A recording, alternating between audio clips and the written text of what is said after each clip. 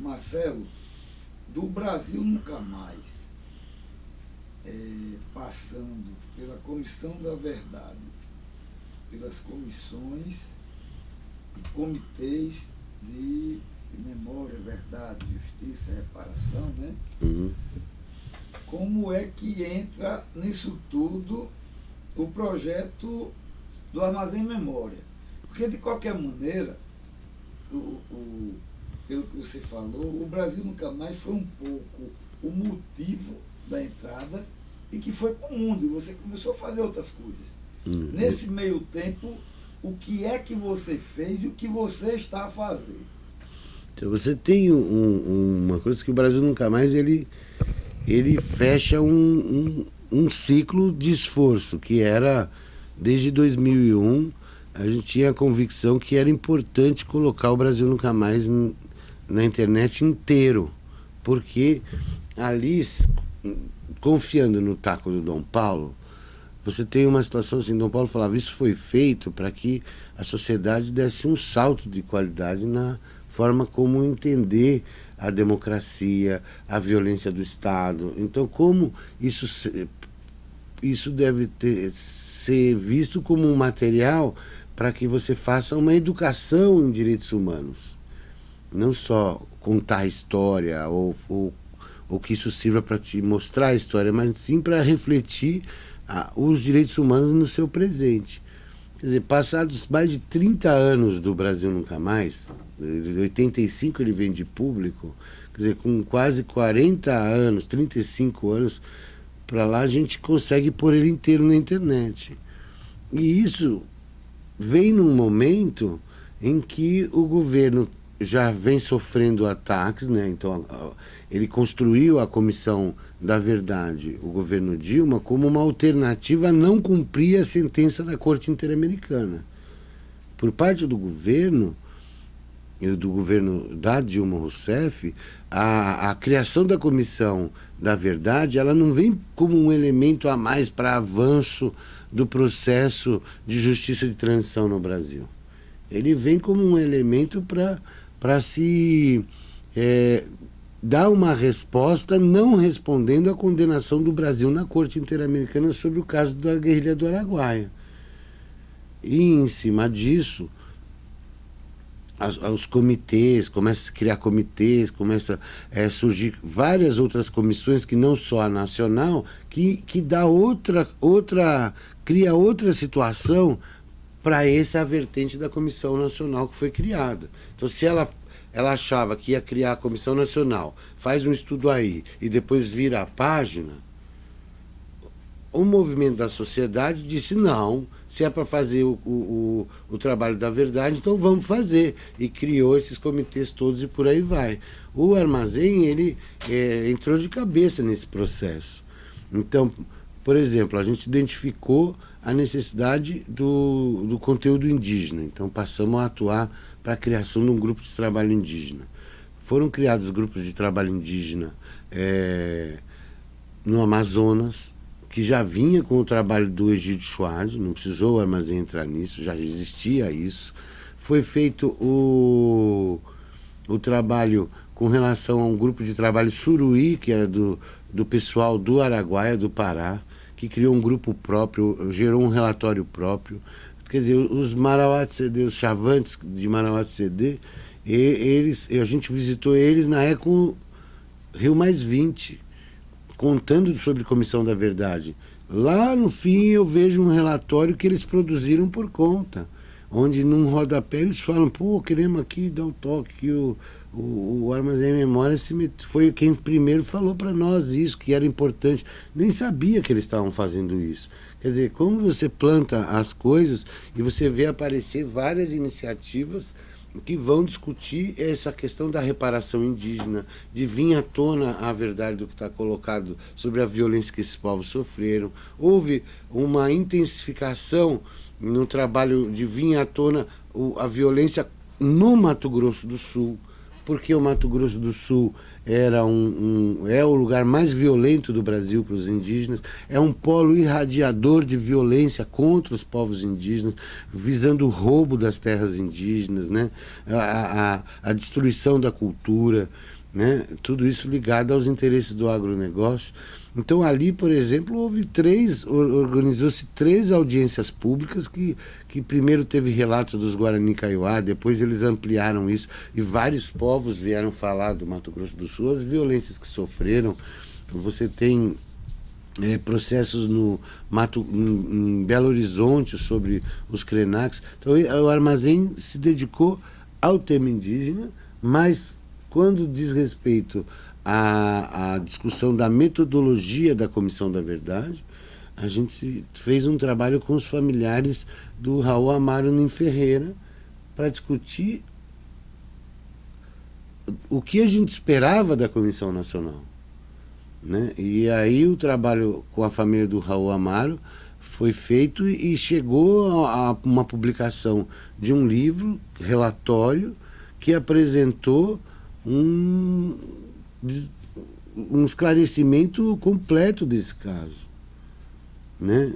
É um dos poucos casos onde se encontrou documento seguido do CIE, né? do órgão de inteligência do Exército, com cópia dos relatórios que estavam colocados, né? E isso teve um impacto na comissão, porque a comissão estava vindo numa onda de pegar tudo que foi feito pelos familiares e transportar para dentro do relatório dela e tudo bem. E não é isso. Você tem que ir além, quer dizer, se você pega, o Armazém Memória tem isso, você pega o primeiro livro publicado sobre mortos desaparecidos, vem no Rio Grande do Sul, uma publicação da Assembleia Legislativa, o Vermelhinho. Aí você vê tantas imprecisões, mas é o começo da organização das informações. Depois você tem um segundo livro, que é o CBA que publica. Depois você tem o pessoal de Pernambuco que publicou o dossiê dos mortos desaparecidos políticos. Depois você tem a Comissão de Familiares, junto com a Comissão de Familiares. Depois você tem o livro dos Filhos desse Solo. Cada um dessas publicações vai ampliando e sintetizando as informações que vão sendo recolhidas, até chegar no Vanuc, que publica o relatório da Secretaria de Direitos Humanos. E aí quando você põe o Nilmário, que também dá o Nilmário, então, antes do Vanuc, você tem o do Nilmário. Aí quando você começa a olhar no armazém, você põe o nome de alguém, você passa pelo primeiro, depois pelo segundo, pelo terceiro, até chegar no do Vanuc. Quando você chega ali, você vê que muitas informações que foram levantadas, na versão oficial, se tirou nomes de torturadores, se deu uma contada na coisa, mas se omitiu informações já consolidadas. Então a comissão, se ela, por exemplo, se baseia só naquele material que foi produzido pela Secretaria de Direitos Humanos do Vanuc, muita coisa também ia ficar de fora já. Então o trabalho do Raul Amaro vem para dizer, não, é preciso dar o comando. Quer dizer, nós fomos pegar desde do comandante do primeiro exército até o torturador. Quem está envolvido nesse assassinato? No caso dele não é desaparecimento, é assassinato dentro do hospital do Exército, no Rio de Janeiro. E isso cria uma questão de metodologia para a Comissão Nacional. Eu fui participar de uma reunião com eles para discutir isso. A gente apresenta os resultados numa reunião com a Comissão Nacional para dizer, ó, é possível, com as informações que tem disponíveis, se houver uma pesquisa séria, se avançar naquilo que esse acúmulo histórico dos familiares de mortos e desaparecidos proporcionou se chegar até aqui. O caso do Raul Amaro foi o primeiro caso em que um familiar entra com ação na justiça, um dos primeiros, talvez, eu acho que não é o primeiro, mas é um dos primeiros que está colocado. Então, e vai até o final. A família, ela consegue, dentro do trabalho de pesquisa, de reunir os arquivos da família, de a gente buscar a documentação disponibilizada depois do esforço do Arquivo Nacional em juntar a documentação ligada à ditadura militar e os arquivos dos DOPs esparramados, no caso dele, no Rio de Janeiro, você junta documentos preciosíssimos que mostram a narrativa, né? Então, a Comissão Nacional da Verdade, com a pressão dos várias comissões e comitês que foram criados e tudo mais, ela passa a viver uma saia justa. Ela não poderia não ir além não deixar de ir além do que foi apresentado, e nesse sentido, se você avalia, ela fez muito pouco. Que casos a comissão resolveu? Ela entra no caso do Rubens Paiva, ela entra em quais outros casos?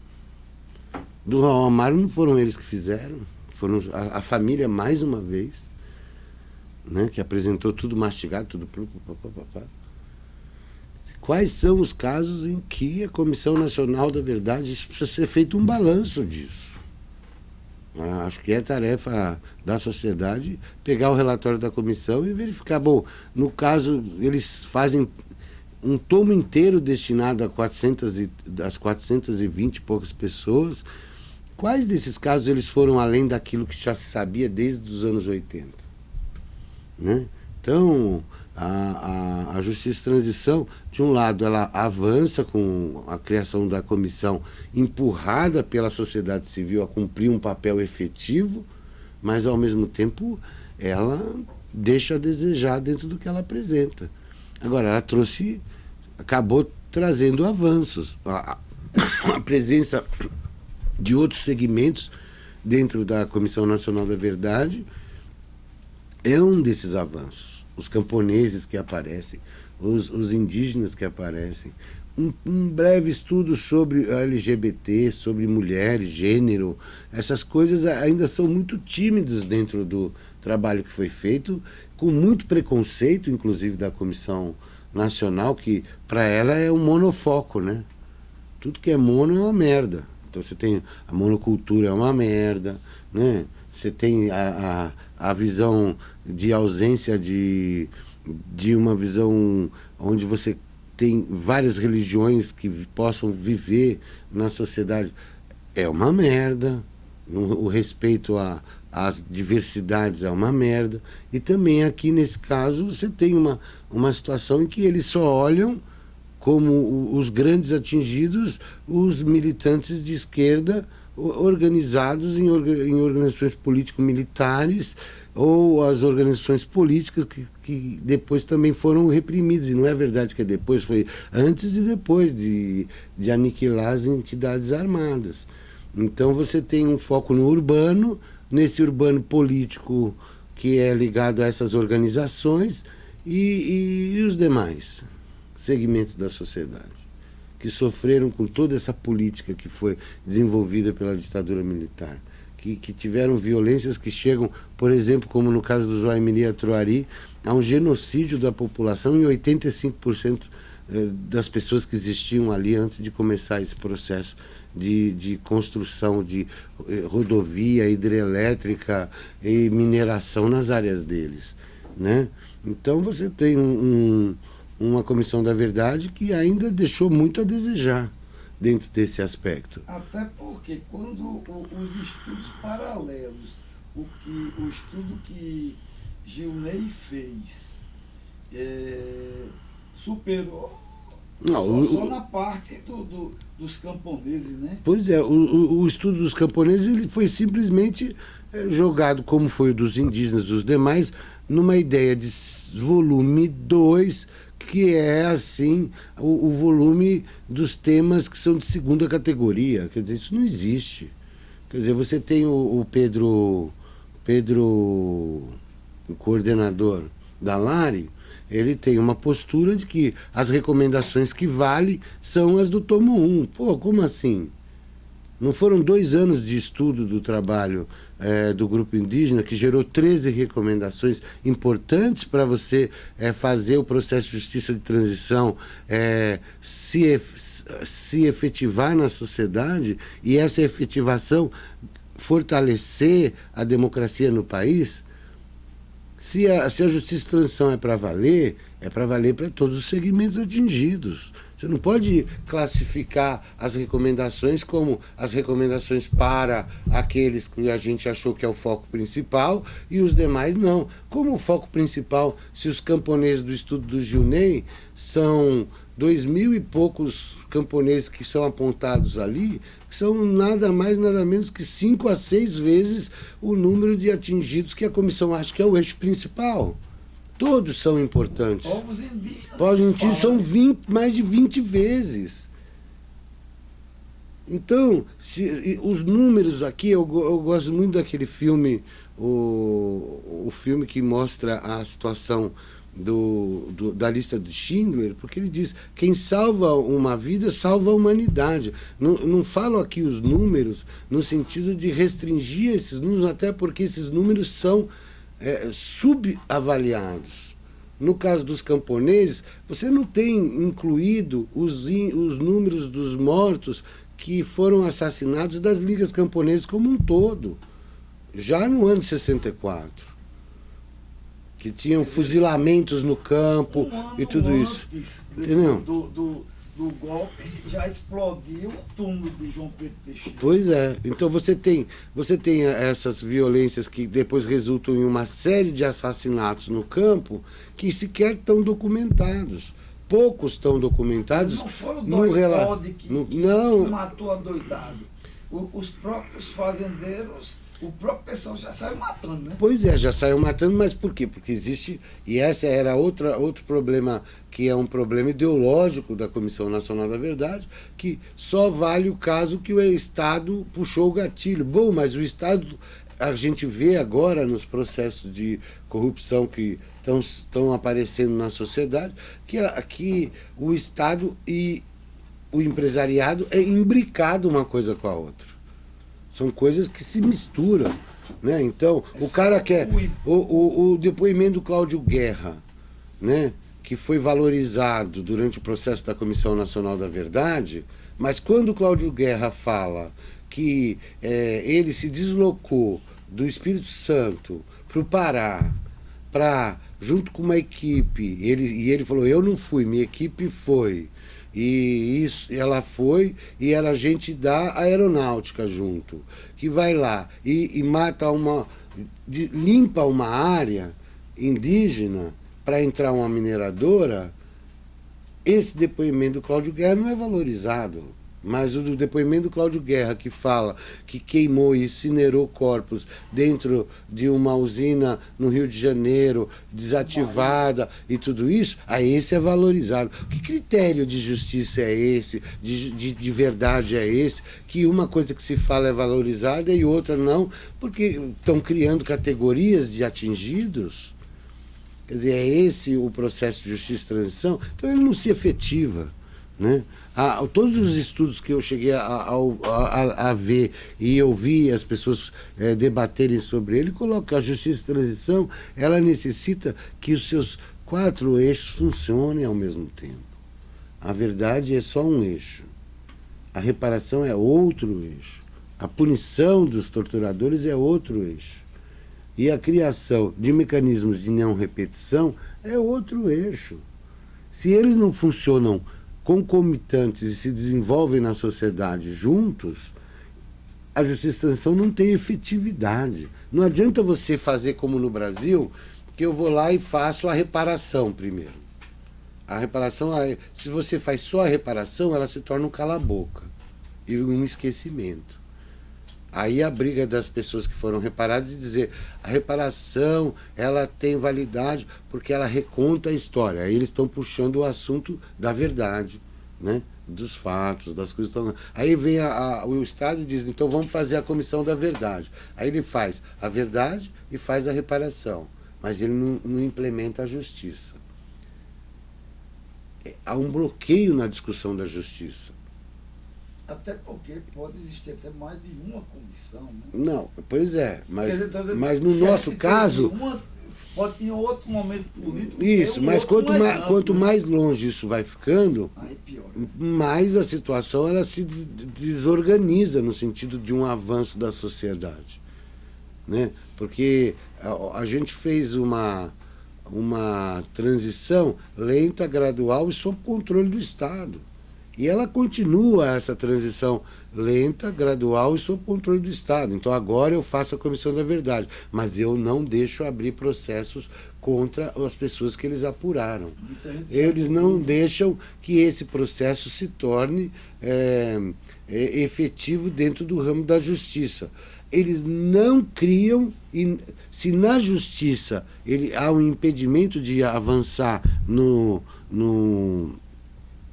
caminho de se, ao menos, abrir um processo, nem que no final do processo você chegue e fala, a pessoa é responsável por esses crimes que foram praticados, porém, você não vai pegar um cara de 89 anos e enfiar ele na cadeia. Mas você responsabilizou, como são algumas ações civis que declararam mas no caso nosso, para andar no lento e gradual, mas que você desenvolva um processo que diz, isso não é legal, agora daqui para frente pode ser responsabilizado. Não se deixa abrir o processo. O STF não deixa o entendimento de que a anistia não é para os dois lados prosperar. Que dirá criar mecanismos de não repetição. Isso nem na pauta está colocado. Então, uma justiça de transição, que 2 dos seus 4 eixos que deviam operar na sociedade não operam, ela é fadada a não funcionar na sociedade. Por mais que a gente tenha a expectativa que isso vá ajudar e tudo mais, do ponto de vista do amadurecimento da democracia, ela não tem, pela ausência da justiça e da criação de mecanismos de não repetição, uma efetividade para o avanço da democracia, a internalização dos direitos humanos internacionais aqui dentro e outras consequências mais. Então você tem aí a possibilidade da repetição. Então, quando você tem um golpe de 2016, você tem uma violência vindo à tona e uma repetição colocada. Então, a população que foi à rua protestar contra o impeachment da Dilma, próximo ao impeachment, quando estavam acontecendo as manifestações em Brasília, elas foram duramente reprimidas. É só ver os vídeos. A atuação da polícia passa a ser uma atuação que só tem piorado do ponto de vista da perseguição absurda a militantes que estão se contrapondo ao governo que está colocado como golpe. Isso já é um processo de repetição da violência do Estado. Né? Fora as barbáries. Então, se em 64 o fazendeiro juntava os seus empregados e fuzilava camponês ligado a ligas camponesas, você tem atentados feitos contra indígenas em várias partes do Brasil. Existe um mapa feito num relatório que coloca, plotou no mapa mais de 1000 assassinatos de indígenas no Brasil. Desde os anos 80 para cá, com muita pouca informação dos anos 80, dos anos 90, porque não tinha essas informações muito tabuladas. Do ano 2003 para frente, você tem uma sistematização melhor feita pelo CIMI, que aponta, se você pegar 2003 para frente, você tem ali um conjunto de quase 800 indígenas assassinados, para mais, um pouco mais. Nos últimos anos, Roberto. Nos últimos anos. E essa barbárie, ela atinge esses povos, como atinge camponeses, em outras coisas, e alguns políticos de esquerda. Agora começou um ciclo no Pará, onde está se matando prefeitos, está se matando vereadores. O cara está andando de bicicleta, toma um tiro na cara. É um prefeito que tomou um tiro na cara.